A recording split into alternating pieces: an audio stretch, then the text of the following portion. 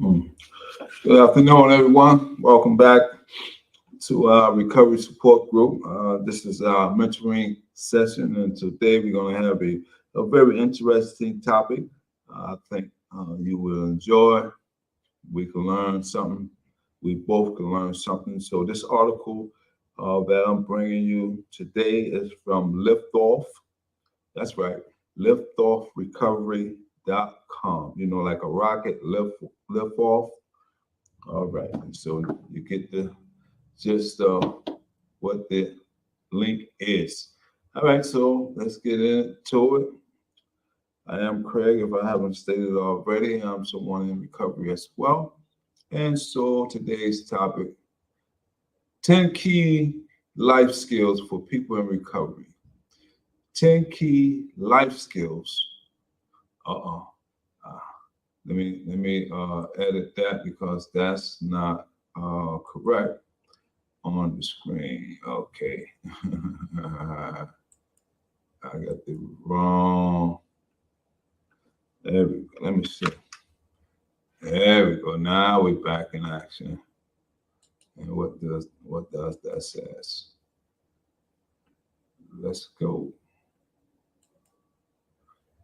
10 key life skills for people in recovery, mentoring recovery support group. All right. And so I want to get that right because that's very, very important. We're talking about 10 key life skills, plural, skills, not singular, but plural, for people in recovery. So the first one we want to get right into, and that is clean surroundings, right? Clean surroundings. It's important to learn how to maintain clean living spaces. This skill is about more than practicing discipline.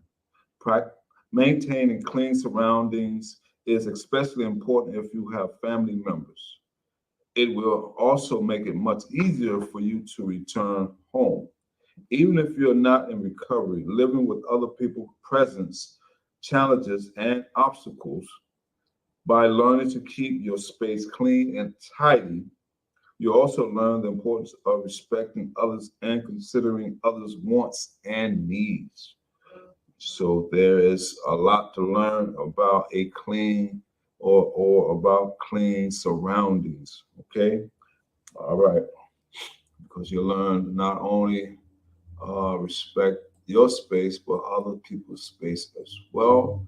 And it's also very important to be organized if you can be. You know, do your best, work on it, and sometimes it may be a struggle if you have multiple things going on. The article said if you're living with other people, so there may be things, habits, behaviors that uh, may not be as like yours. It may be different. It may be enhanced. However, be mindful. That's the whole gist of it. Be mindful of clean surroundings. All right. Once again, we're talking about 10 key life skills for people in recovery, right? And so the first one we talked about clean surroundings. The second one we want to go into, and that is financial responsibility. This article says you must also learn about managing your finances. When you're in recovery, financial management can prove difficult. In many cases, someone who's in recovery is used to using their money to fulfill their immediate desires, right? In a transitional housing program, you can once again learn to purchase personal products and food as well as pay rent. You'll also learn how to buy everything you need that's not provided by the program. You'll also learn many skills related to financial responsibility. For an example, you'll learn more about budgeting and saving. You'll also learn about planning for expenses. And so, as I stated earlier, I'm someone in recovery. I went to a therapeutic community peer recovery program, and that was provided through the Department of Correction. And so, while I was going through the program process, and making a transition back home, re-entering back to society from the Department of Correction. I had to go to a halfway house. Just make the short story short and sweet. So while you're at the halfway house, just as this article says, if someone's returning from residential treatment going to a sober living house, you'll learn how to uh, budget your money, financial responsibility. They teach you about saving. They teach you about purchasing your own items and also uh, having uh, an itinerary and things of that nature. And whereas you learn to begin to uh, put all your financials in order. I had to have a savings account. Most people had a savings account. We had to learn about paying house dues. We call it house dues. I guess that's what the halfway house call it as well. And we paid a portion of our pay from working. And so that gave us an idea or general start of what it would look like to be financially responsible. All right. Being able to work, maintain a savings account, and pay towards your expenses. All right. And so I didn't know there was so much similarity from uh, sober living structure as well as a halfway house structure. One is basically geared towards those who coming out of residential treatment most of the time, and those who are coming out of incarceration. So, very interesting. Next one, we're going to talk about food preparation. All right, this is vital. All of this information we're talking about because we're talking about life skills, and so all this information is so vital. And once again, yeah, we're talking about mentoring. So a lot of times, it's good to have good role models present, good examples that we can learn from people that can help us and guide us through the process of recovery. And so, one of the things we just talked about is clean surroundings, financial responsibility. Now we're on food preparation. All this coincide with life skills, all right? It says, when you're in recovery, it's essential to make healthy food choices. It's also vital to learn how to create a meal plan, okay? And so this aspect of meal planning. And so in recovery, we have what we call a recovery treatment plan or a recovery management plan. All of this is so vital to restructuring one lifestyle from the other, because one can be, while we're in our addiction, one can be unhealthy, can be chaotic, it can be confusing. But now that we are in recovery, now we begin to put everything in perspective. This article says, likewise, you might need to relearn to shop for groceries. All right, it may sound small, but it is so true and it's so helpful for a lot of us. You could also need to once again learn how to prepare your own meals. Learning these competencies will help you to rebuild your basic problem solving skills. In transitional housing, you'll learn plenty of time to practice these skills. You'll also have time to develop a system that works best for you. Learning this skill will also give you an opportunity to bond with those around you. As a bonus, as you perform various activities related to food preparation with your peers, you could end up forming a lifelong friendship. Okay? Peers, if you don't know what a peer is someone who are just like you and I, who share same or similar background experience, all right, and someone that we can relate to and who are relatable. The next one we want to talk about gainful employment. Gainful employment. A good job is one of several things that makes life more meaningful. Gainful employment is especially important for someone who's in recovery. A transitional housing program might help you work towards employment by starting out in volunteer work.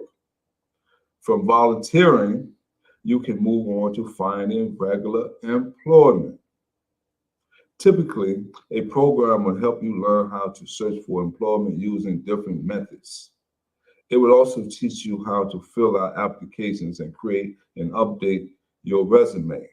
You also learn how to present yourself during a job interview.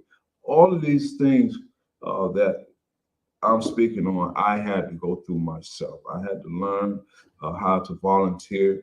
I didn't really understand that was part of the structure process of recovery or reestablishing myself in a healthy lifestyle, because that's something that I did when I was in the halfway house.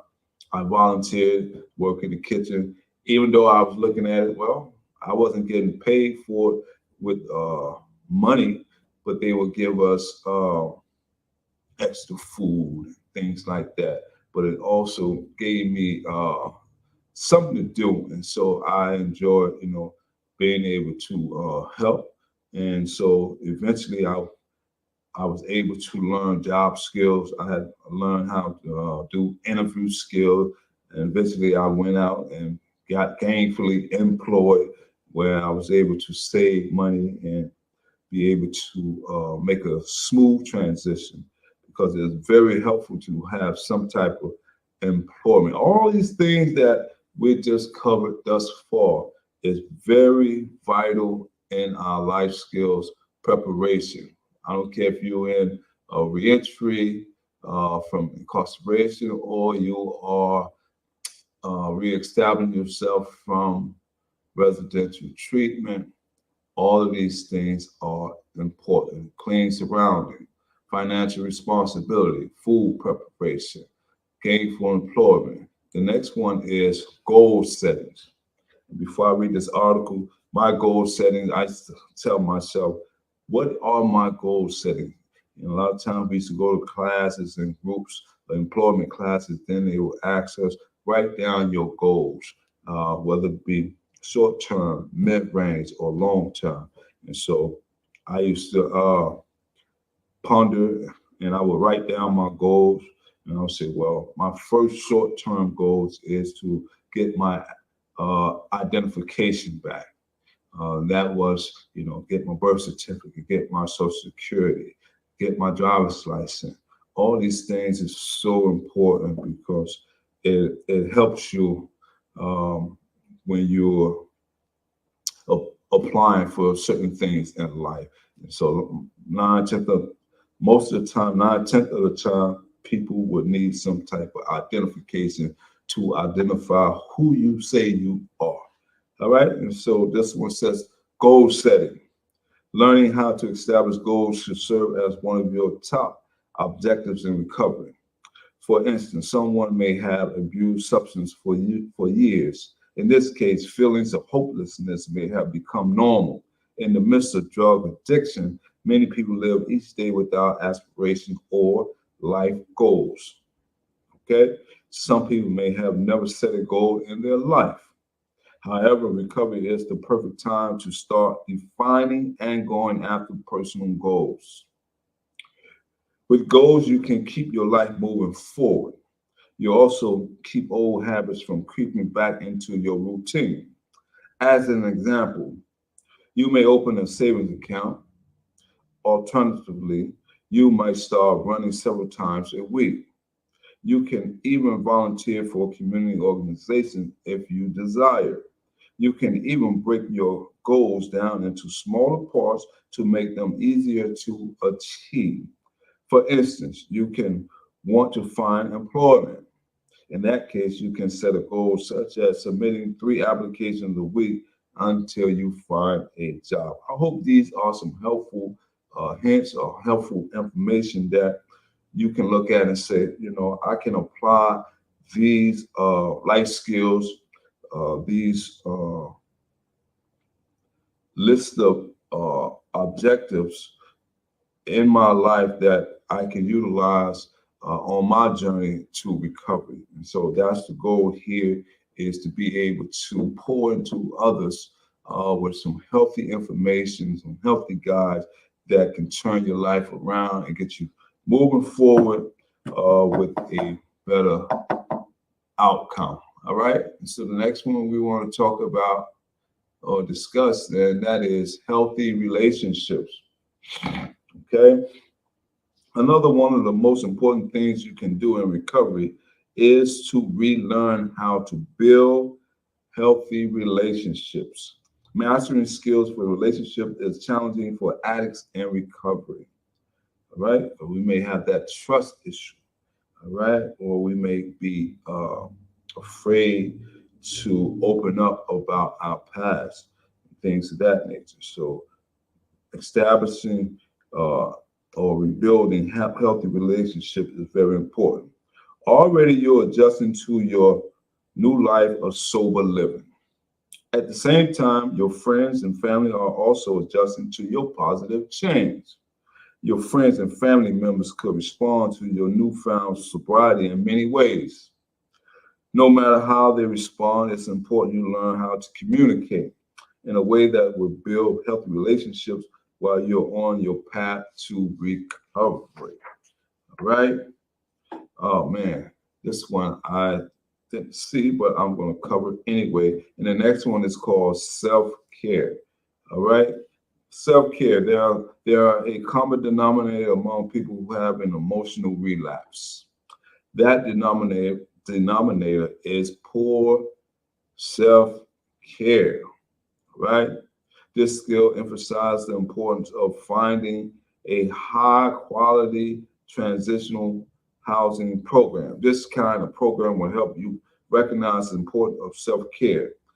It will also help you see what self-care looks like every day. In a high quality transitional housing program, you'll learn and practice basic self-care. This practice may include getting sufficient sleep, eating right, and using the right coping strategies to overcome depression. You'll also learn how to overcome negative emotions and thoughts. All right. And so, one of the self care, and that is, I believe, doing those who will go to transitional housing or Oxford houses, uh, halfway houses, most of the time they are equipping people with recovery support groups. All right, recovery support groups, no matter what pathway that you're using, as long as it is keeping you on the straight and narrow. But nine times out of 10, the most common ones that you may hear or you may attend or that may be present is AA, Alcoholic Anonymous, or NA, Narcotics Anonymous.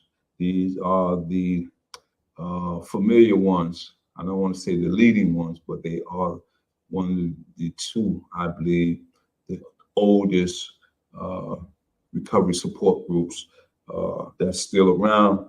And so you can utilize this as part of your self-care, because in that way you'll be able to continue to identify some of your triggers. You will recognize your urges and your cravings, and you will be able to differentiate the people you need to be associated with, and the places you need to visit, and the things that you must use to keep you healthy. All right. This is some great information. Next one, time management. Okay, time management. This one can be difficult, but not too over challenging. It can be difficult, but not over challenging. We have to take our time and realize that, for me, I'm just keep focused on myself. What I had to do is to take one. Uh, let's see, one position or one task at a time. Sometimes I can multitask. Sometimes I have to sit back and say, well, let me knock out this task first, and then let me work on that. And then sometimes I can just flow once I get readjusted and get acclimated with all the tasks that I need to fulfill. All right. Time management. While you were in addiction, you most likely spent most of your time obtaining the drug of your choice. In recovery, however, you must learn how to fill your time pursuing positive goals. All right. For instance, you may pursue a fun activity. You might also spend time on recovery-oriented work. A great way to practice time management is to invest in a daily planner. You can use it to schedule your free time. Individual in recovery face an elevated risk of relapse due to boredom. With the daily planner, you can avoid boredom and reduce your chances of relapse. Structure is so key when it comes to time management, having some structure. I learned that structure for me is vital because a lot of times when I think of structure, uh, I began to uh, realize that there are things that need to be done, should be done, and got to be done. And so, and so whether that going to bed early, waking up early, eating properly, reading some self-development material or attending group if that's something that you need to do. This article say journaling or a planner. If you're one of those people who need a planner, that's great. If you have a phone, if you want to place all your tasks or your meetings or things that you need to do throughout the week, place it on your electronic device, or if you're old school, get your planner. Okay.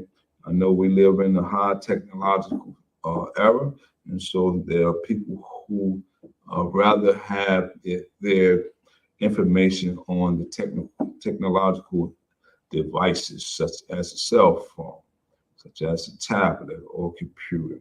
Whatever works for you, utilize it for your best good. The next one is key to staying on the right track. Yes, this is our mentoring recovery support group. Today we're talking about 10 key life skills for people in recovery. This is mentoring recovery support group, and topic that we're on now that deals with relaxation. It's also vital you learn how to relax in any situation. A top reason recovery addicts relapse is because they use drugs or alcohol to reward themselves. With this in mind, it's vital to learn new skills that will enable you to relieve tension. Relaxation is a vital part of long term sobriety. You must learn how to calm down on your own. By doing so, you won't need to use drugs or alcohol to escape. Some people might think they're too busy to take time to relax. However, that's a falsehood. Your recovery must become the most important thing in your life. With this in mind, it's vital for you to understand that taking time for yourself is just as important as your other responsibilities.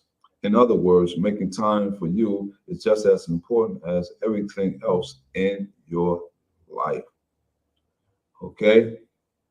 That's key. You know, I like what the article says about with this in mind, it's vital to learn new skills that would enable you to relieve tension, right? Relaxation, okay? And so in that way, you don't have to be cluttered and frustrated about a situation or something that you are confronted with and you may feel unease about. You be so alert and so equipped with your self-care, relaxation, eating right, thinking right. And so when things come or when things don't run as smooth as you think they should, because let's face it, in reality, we can work on self-help, we can do all the right things, and then something may come up and something may go wrong. but we still have to look at it as just a challenge and use our problem solving skills and work through them and then move forward. Right. And if you need somebody to assist in the process, if you don't know how to do it on your own, it's always good to have someone that you can talk to that can help you through the process, whether it be a recovery coach, a sponsor, a counselor, a trusted trusted friend or family member that you can confide in. Accountability partner, all right? That's something that you can utilize as well.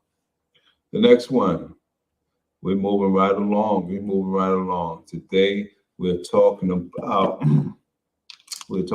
10 key life skills for people in recovery. And so now we are on the topic of honesty. In recovery, it's critical that you learn to always practice honesty with yourself and others. Addiction is a habit that requires lying by default. Let me read that again. Addiction is a habit that requires lying by default. Wow, that's heavy. That is heavy. You feel that you have to lie all the time for no apparent reason, and that is a problem. All right? Often you must lie to acquire your drug of choice. You must also lie when you're using it. Furthermore, you must lie to hide the effects that drug or alcohol have on you. All these lies create a horrible cycle. The more you lie, the less you like who you become. With this point in mind, it's critical to remain vigorously honest when you're in recovery. This practice is one of the most powerful skills you must immerse yourself in fully for successful recovering during drug addiction treatment. Honesty, okay?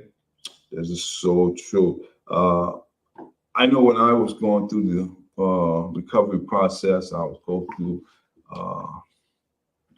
treatment program, I would go through the assessment program, I would go through the halfway house program, and most of these programs, they will have signs on the walls or on the windows or on the doors, and it oftentimes, if you're not tuned in your surroundings, you may just walk by and just think they're up there, but they are reminders. They are stickers that should stand out and that we should take notice of. You may see a poster that may say, for instance, honesty. You may see somewhere down the hall, you may see loyalty. You may see one that may say integrity, respect, purpose, love. And all these are stickers or signs or posters, messages that we should incorporate and we should consume and immerse ourselves into that and make that part of our character, because these are things that we can use when we're dealing with not only ourselves, but when we're dealing with others. All right. And so honesty, okay? Be honest about your recovery. The next one we want to talk about, and I want to share with you, we're almost down to the nitty gritty, but the next one is talking about understanding life skills. These skills are the tools you'll need to navigate the challenges of everyday life. For some people, they come naturally. For others, however, they're exceedingly hard to learn. Yet anybody can learn these important life skills with training and practice. In some instances, it helps to change your perspective when learning new life skills. You could think of learning these skills as taking on a new hobby.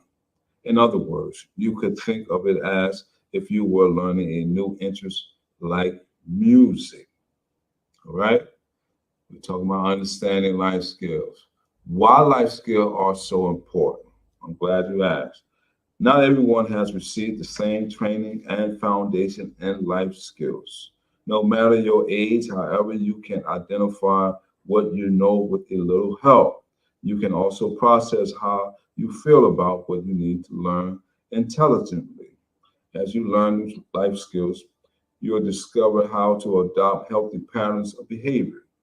You also enhance your decision making. Most importantly, you improve your self image and self esteem.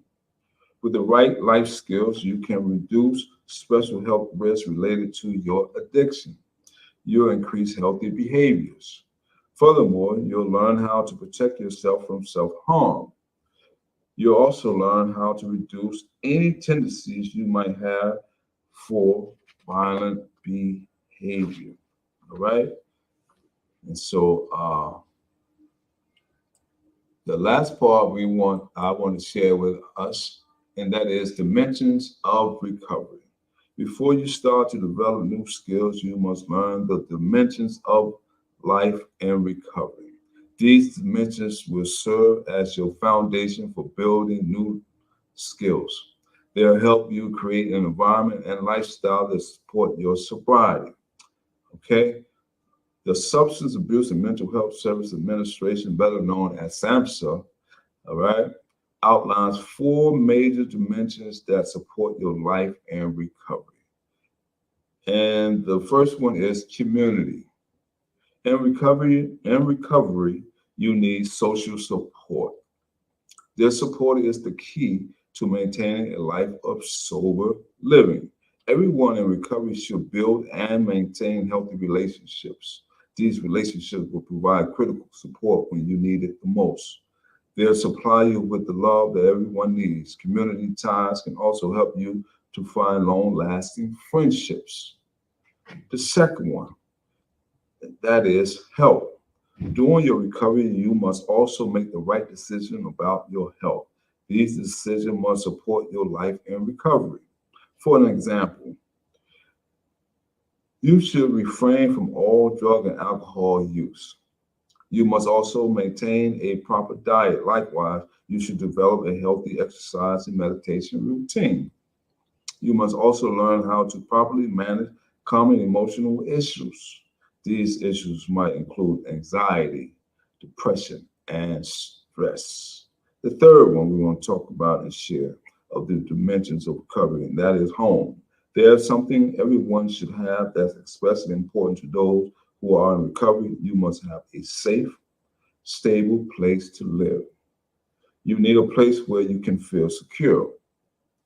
This place must allow you to share and live out your beliefs. In other words, you must feel supported where you live. At all times, you should feel safe and comfortable, right? The dimensions of recovery. And the last one is purpose. As a person in recovery, it is essential for you to participate in meaningful activities. What's more, you must participate in these activities every day. In the beginning, you may need to volunteer for activities to ensure that you're doing something productive, staying busy. Eventually, however, you can turn your energies toward going to work. In the meantime, you might attend group and creative activities. It's important for you to have the independence and resources to serve as an active member of society. These benefits are essential for a purposeful and meaningful life. Planning for the future. For many people, there are a few things that mean the most when they're in recovery. Of course, sobriety is the top priority, right? Next, a good job has considerable meaning to someone who's recovering from addictions. Positive relationships are also vital and important for someone who's trying to improve their life. In general, a life of achievement and fulfillment is what means the most to people who are in recovery. To fulfill this need, some individuals might pursue higher learning. Others may make an effort to reunify with family members. No matter what it takes for you to feel fulfilled in life, however, remember, it's always vital for you to maintain your emotional health. That is good information. That is a whole lot.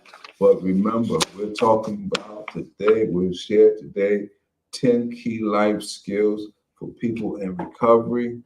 And so the first one I believe we discussed, and that was what? A clean surrounding, right? That was the first one. Then we talked about financial responsibility. Then we talked about food preparation, gainful employment, goal setting, right? Then we talked about healthy relationships, time management, relaxation, right? And we went on to talk about honesty, right? And we shared understanding life skills. All right, that's it for me for this week. Until the next week, tell a friend that we're on 3 p.m. every Thursday talking about mentoring recovery support. All right, what it means to support each other, to be leaders, to be role models, to be an example of what a healthy person should do in recovery. All right. Continue to work on your sobriety. Until the next time, my name is Craig. Whatever you do, stay positive. Take care.